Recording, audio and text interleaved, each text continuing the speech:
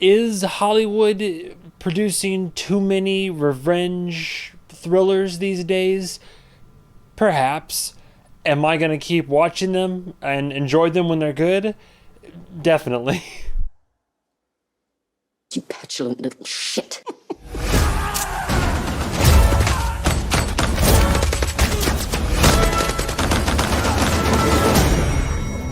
Repeat the mantra. I am an instrument shaped for a... Damn it.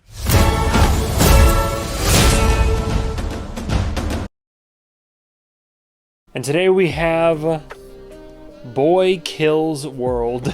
Unfortunately, it didn't have a sleeveless red vest with a foil interior, but I figured this art style was kind of close enough to some of the art in the movie, some of the graphics. But yeah, Boy Kills World. I thought that more people heard about this one. Of course, as always, I get inundated with the marketing for these big movies whenever they're coming out, and this fits a lot of my niches of cinema and film. Most of my friends hadn't heard about this, and they all ended up being surprised because this was actually a Regal mystery movie. So again, I don't know what the hell their schedule is. These used to be once, maybe twice a month. Now they're pumping them out almost once a week or once every other week. It's almost a little bit too much. It makes it feel kind of less special, but regardless, for those that don't know, Boy Kills World is directed by, and I hope I get this right, I looked online interviews, tried to find pronunciation guides on Reddit. I'm gonna assume that it's more. It might be more like Moritz. It might be like Martz. This is his directorial feature debut. He's done short films, and he did even a series back in 2011. He hasn't really directed anything in over a decade. So to come back with a whap bam boom a la Kazam like this, it's a hell of a return. If anything, though, you would have heard about this film for its star power. Specifically, our lead, silent but deadly protagonist, we have Bill Skarsgård. You probably recognize the name, if not the face. Skarsgård is the family name, as the Skarsgårds are a popular, well-received family of actors. Rise to fame mainly came from his role of Pennywise the Clown in the It remakes. I did love him in his role in Barbarian, as well as when he's the main villain in John Wick Chapter 4. First film I think that he's ever done where he has no dialogue, because he is voiced by H. John Benjamin. And if you don't know the name, you 100% know this voice. Till Hilda Vanderkoy took it from us. This is how she keeps control. They call it the calling. Yes, that is the voice of, take your pick. We got Sterling Archer. We got the Bob's Burgers. The Burgers of the Bob. Big in the world of voice acting. So Bill's the main one to go over. But I did want to also say a few fun little cameo shout outs. Cameron Crevetti, LOL, Homelander's son, is in this. Brett Gelman, LOL, got Stranger Things fame, Brett Gelman, so he's also in there. A lot of who's. We got our boy Sharlto Copley's back in this one once again. He's from Africa. Does it hurt? No, it doesn't hurt. I'm from Africa, man. Come over here. Africa's not for sissies. And then you see this guy, you know things are serious. Hopefully I'm saying it right. Yayan Ruyan. He's a formidable force in the world of martial arts, fighting, and especially in cinema, fight choreography. This guy's from The Raid. If you don't know The Raid...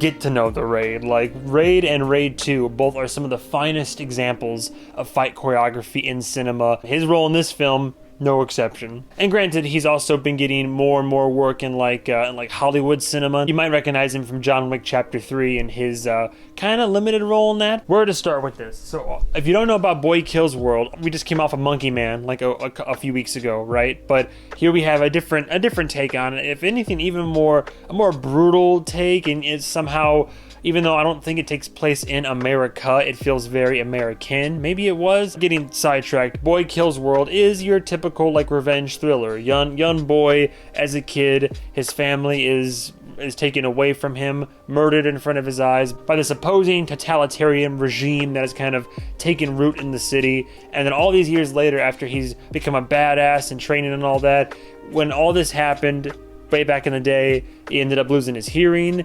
Tongue got taken out, so he can't. He's deaf. He's mute, but he's now like been doing training and learning all the moves and gunplay and fisticuffs and all that, knife action, and now he's ready to be a badass and avenge his family by taking out the Vanderkoys, taking out the crime family basically, who have now taken root in this like twisted dystopian play on corporate America where cereal brands sponsor televised mass murder a la Hunger Games type of deal. That's the premise for the film. It's literally watching Bill Skarsgård jump into the fray and just murder and pummel his way up the corporate ladder to find the woman primarily responsible for taking his family and his life away from him. For one, it was a delightful surprise to see this, and I do try to go into films, blind and with an open mind. This one being no exception, but admittedly, I was looking forward to it. I'm very hopeful for this kind of a film once I saw the trailer. Once the movie finds its footing, it goes hard. It's great. I don't want to say halfway through the movie, but definitely toward the end of Act 1, this film finds its footing and then just goes. And I was in for the ride, near breathless by the end. Skarsgård is killer as always, even with no dialogue. He's great. I don't think Bill has ever turned in a poor performance in general. I was especially impressed due to the main fact that his character doesn't have any dialogue, and they stick with that conceit. Like he does not talk. Maybe there's a scream kind of or a grunt here. So most of his emotion is in body language and his eyes and his facial expressions, and it's all done very well. So props there. And the supporting cast gets some buddies on his journey and aid him in their own comical way. And you know what? Even the rogues gallery of villains, like whether it's the main family or some like offshoot mini bosses or what have you, they're all malicious and quirky and just depraved in their own special little ways. All that to say, primary and supporting cast all come together to great effect in this, so I was very pleased across the board. Not to mention character and costume design, like the aesthetic of this film in general. The armor and the guards and whatnot is fine, but it's these men and women in like their fancy suits or that are like dressed up for network TV with slick back hair, or in the case of one particular villain, the whole ruiner aesthetic. All right. Let's give the ladies some room to work, shall we? Basically, if you don't know, one of the main antagonists has like this outfit that's yellow and black and has this helmet that has graphics in the visor that like go off as she's communicating or in the middle of a fight. And I mean, of course, badass, hot, etc. Has the midriff, the tight-fitting clothes, the dual-wielding the little hatchets, basically.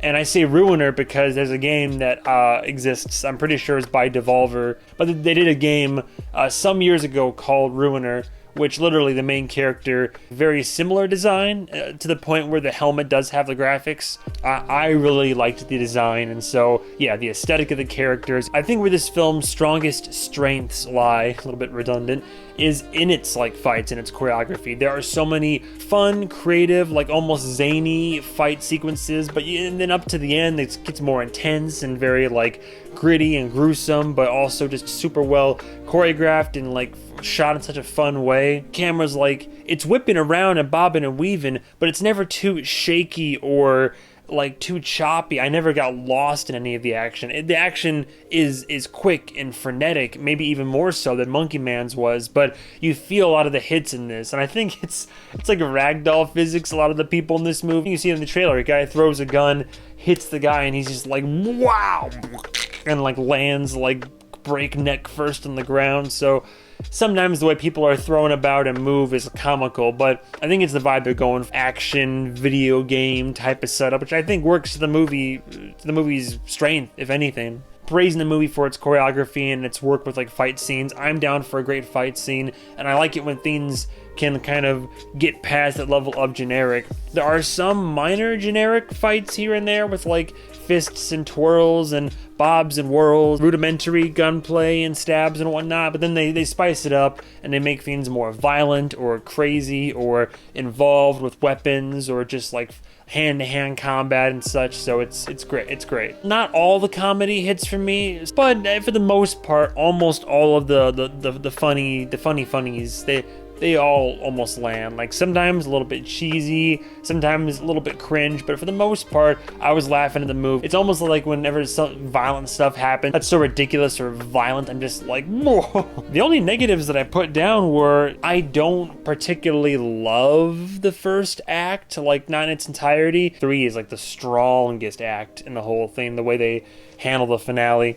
But leading up, like as the movie starts, like sure, fair enough, I know it needs to deliver exposition and tell us how we got here, why we're here, but I don't know, the way they kind of did it, where it's just a lot of these edits and sequences of like transitions and drug infused smoke screen, like literal smoke screen series of like flashbacks and cutaways and fill-ins that eventually you get more filled in as the movie goes on. I mean, it's fine, and of course H. John Benjamin is hamming it up, but he's supposed to be, because I think the whole thing is the main character borrowed this voice from a video game that, like in an arcade, he went to with his sister back in the day, because he's like, well, I can't talk, so I need a new voice. I need a badass inner monologue. And so it's gonna inherently be cheesy, because this guy has like the mind of a kid, right? So it's like, ah, yes, evildoers. So I attribute the initial cringe and cheese to that facet of the character's dialogue, like inner monologue. It still wasn't a perfect beginning, but then eventually, once it finds that footing, picks up steam,